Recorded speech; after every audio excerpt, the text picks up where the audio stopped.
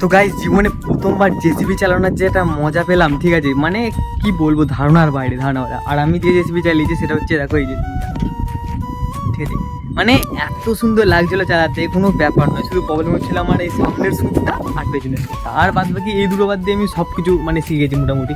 আর এখন ওটাও শিখে গেছি, দেখো বসে পড়েছি। তো জেসিবি আগের দিন যেরকম চালিয়েছিলাম, মানে এত সুন্দর লাগছিল চালাতে, তো আজকে একটু চালাবো, প্রতিদিন একটু একটু করে চালিয়ে শিখে যাবো, নো চাপ।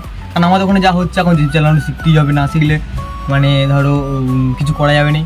আর জেসিবি তো আমাকে শেখানোর দায়িত্ব দাদা আছি, কোনো চাপ নেই, তাই তো? কোনো চাপ নেই তো?